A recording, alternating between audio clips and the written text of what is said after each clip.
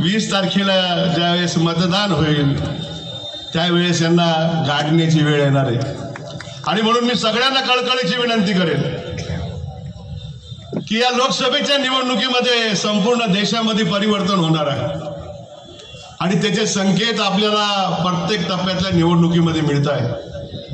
या ठिकाणी अनेक निवडणुका झालेल्या असलेली खूप जुनी मंडळी या ठिकाणी बसलेली आणि म्हणून जनता स्वतःहून म्हणते की या वेळेस आम्हाला परिवर्तन पाहिजे आहे। आम्ही उद्धव ठाकरेंच्या पाठीमागे त्या दिवशी लवकरात लवकर बाहेर पडून मतदान करावं लागणार आहे।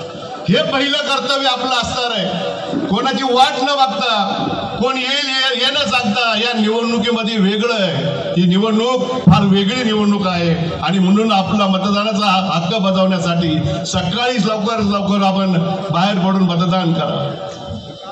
या ठिकाणी आपण निघाले हिंदू आक्रोश मोर्चे काढायची, हिंदू आक्रोश मोर्चे काढायचे।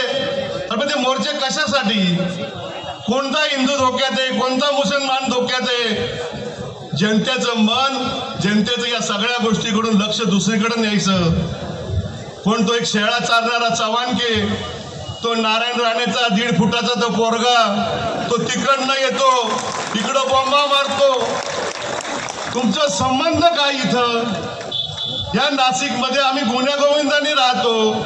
तुमचा बाप हिंदू पंतप्रधान आहे, तुमचा गृहमंत्री तुमचा चुलता हिंदू, इथं मुख्यमंत्री हिंदू, गृहमंत्री हिंदू, तरी हिंदू धोक्यात कसे काय? मुसलमान धोक्यात कसे काय? हा काय सगळा प्रकार आहे? आणि त्यांनी त्याच पद्धतीने राजकारण पुढे आणलं की निवडणुका डोळ्यासमोर ठेवून हिंदू मुसलमानांमध्ये दंगली घडवायच्या आणि त्याच्यावर आपल्या राजकीय पोळ्या भाजवायच्या। आज सुद्धा पंतप्रधानांच्या तोंडून या ठिकाणी ते निघतंय, ते बाहेर पडतंय। आणि म्हणून ही निवडणूक निवडून दिलं त्यांनी, या शहरामध्ये शांतता ठेवायची ते नेतृत्व करतायत। आता काल मागे पुढे काहीतरी झालं इथं। नरेंद्र मोदी चुनाव हारने जा रहा है। 4 जून के बाद ये हमारी गारंटी है मोदी सत्ता पे नहीं रहेगा और हमारी महाविकास आघाड़ी, हमारा इंडिया गठबंधन देश में सत्ता बना रही है।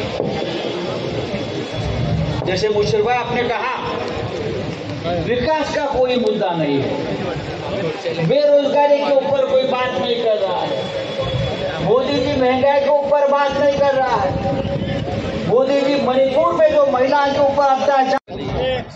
आज ये जाहिर सभा लोकसभा के इस चुनाव के दरमियान होने जा रही है। ये लोकसभा का चुनाव ऐसे हालातों में हो रहा है कि देश में एक तरफ संविधान बदलने की कोशिशें की जा रही हैं, संविधान पर ये बहुत सारे मसले खड़े करने जा रहे हैं। साथियों, संविधान बचाने की लड़ाई इस बार हमारे सामने है और ये लोकसभा का जो चुनाव आया है, इस चुनाव का केंद्र बिंदु इस संविधान है।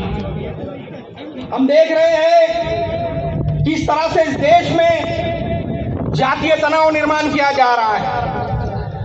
महंगाई बढ़ गई है, इतनी ज्यादा महंगाई में मिडिल क्लास से लेकर गरीब तबका बहुत ज्यादा परेशान हो चुका है। और विरोधात लढायचे, जातीयवादी पक्षाच्या विरोधात लढायचे। आपल्या महिला मतदानाला येती नाही, त्या महिलांना मतदानाला घेऊन यायचं। 3 नंबरच्या बटनवर, मशाल या निशाणीवर वोट बटन दाबून राजाभाऊ महाजनना 3 लाखाच्या मतांच्या वर आपल्याला निवडून द्यायचं अशी विनंती करतो आणि माझ्या शब्दांना विराम देतो। जय हिंद, जय महाराष्ट्र।